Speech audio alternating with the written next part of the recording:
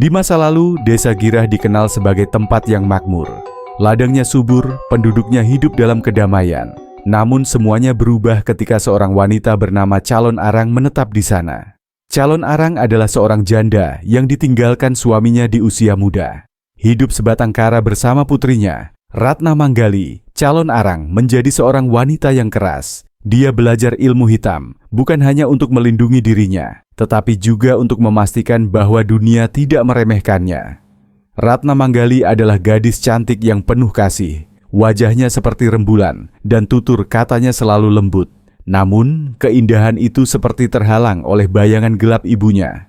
Tak ada satupun pemuda di Desa Girah yang berani mendekatinya. Mereka takut akan kemarahan Calon Arang yang terkenal menggunakan ilmu hitamnya untuk mencelakai siapapun yang tidak disukainya.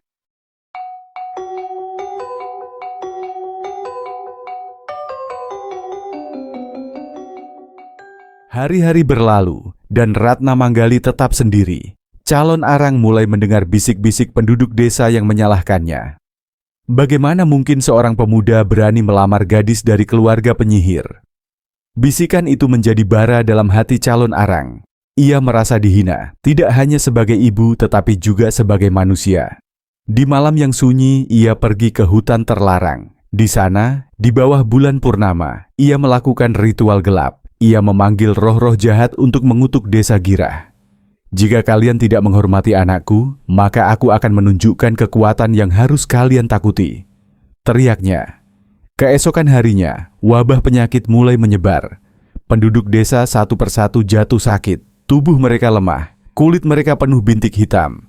Kematian menghantui desa, dan tak ada yang bisa menghentikannya.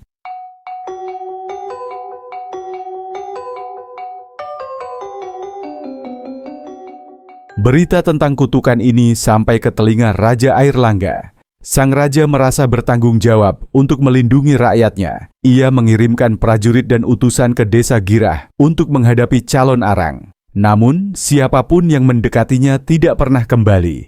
Ilmu hitam Calon Arang terlalu kuat, bahkan untuk pasukan terbaik kerajaan. Merasa buntu, Raja Airlangga memanggil seorang pendeta sakti bernama Empu Barada. Sang pendeta adalah guru spiritual kerajaan, terkenal dengan kebijaksanaan dan ilmunya yang setara dengan Calon Arang. Empu Barada mempelajari situasi dengan hati-hati. Dia tahu bahwa melawan Calon Arang dengan kekerasan akan sia-sia. Ia memutuskan untuk menggunakan kecerdasan. Dengan menyamar sebagai seorang pelajar, ia pergi ke Desa Girah untuk bertemu Calon Arang. "Aku mendengar bahwa engkau adalah wanita paling sakti di negeri ini," kata Empu Barada dengan rendah hati. "Ajarkan aku ilmu hitammu, agar aku juga dapat dihormati seperti dirimu."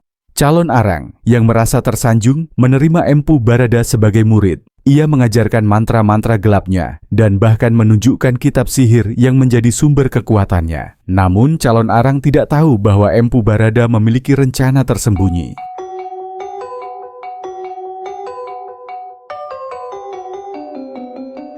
Suatu malam, ketika Calon Arang tertidur lelap, Empu Barada mencuri kitab sihirnya. Dengan kitab itu, ia membacakan mantra untuk melemahkan kekuatan Calon Arang. Ketika Calon Arang menyadari pengkhianatan ini, ia murka. "Kau berani mengkhianatiku?" teriaknya, sambil menciptakan badai api yang mengelilingi hutan. Pertarungan antara Empu Barada dan Calon Arang berlangsung dahsyat. Calon Arang memanggil makhluk-makhluk gelap, sementara Empu Barada menggunakan kekuatan alam untuk melawannya. Angin, hujan, dan petir menjadi senjata Empu Barada, sementara kegelapan dan api menjadi kekuatan Calon Arang. Setelah pertarungan panjang, Empu Barada berhasil mengalahkan Calon Arang dengan mantra pamungkas dari kitab itu. Tubuh Calon Arang terkapar di tanah, kehilangan semua kekuatannya. Di saat-saat terakhirnya, Calon Arang menangis. "Aku hanya ingin anakku dihormati," katanya. Empu Barada dengan kebijaksanaannya memaafkan Calon Arang dan memberinya pengampunan. Setelah kematiannya, wabah penyakit di Desa Girah menghilang. Penduduk desa kembali hidup damai, dan Ratna Manggali akhirnya menemukan kebahagiaannya.